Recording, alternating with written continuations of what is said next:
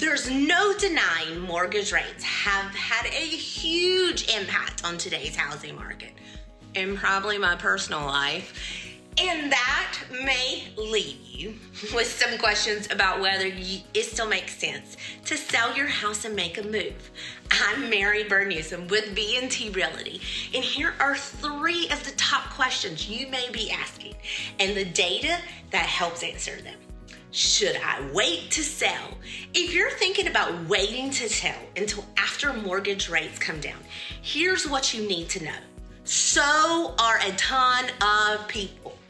And while mortgage rates are still forecasted to come down later this year, if you wait for that to happen, you may be dealing with a lot more competition as other buyers and sellers jump back in too. As Bright MLS says, even a modest drop in rates will bring both buyers and more sellers into the market. That means if you wait it out, you'll have to deal with things like prices rising faster and multiple offer scenarios when you buy your next home. Are buyers still out there moving right now? While some people are holding off, there still are plenty of people active today. And here's the data to prove it. The showing time showing index is a measure of how frequently buyers are touring homes. The graph below uses that index to show buyer activity for March over the past 7 years. Now, you can see demand has dipped some since the unicorn years. Those are shown in pink. That's in response to a lot of market factors like mortgage rates, rising prices, and limited inventory. But to really understand today's demand, you have to compare it to where we were with much more normal years in the market, like 2018, 2019, not the abnormal unicorn years. When you focus just on the blue bars, you can get an idea of how 2024 stacks up, and that gives you a whole new perspective. Nationally, demand is still high compared to the last normal years in the housing market, 2018 and 2019.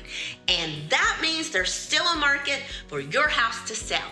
And if you're worried about how you'll afford the next move with today's rates and prices, consider this. You have probably gained a lot more equity in your current home than you realize.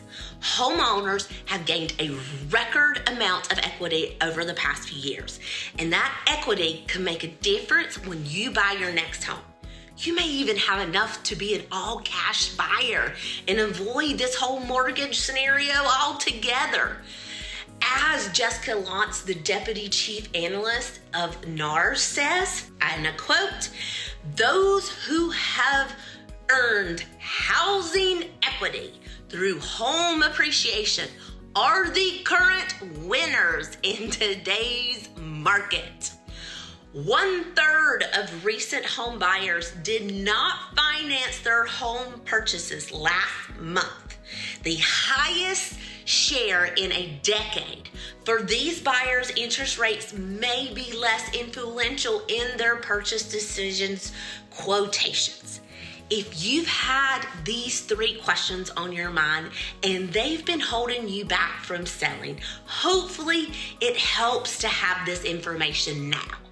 And a recent survey from Realtor.com shows more than 85% of potential sellers have been considering selling for over a year.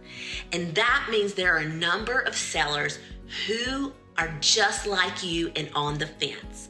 But that same survey also talked to sellers who recently decided to take the plunge and list, and 79% of those recent sellers wish they would have done it sooner. If you want to talk about any of those questions and need any more information, let's connect and let's do it soon. I'm Mary, and I look forward to your call.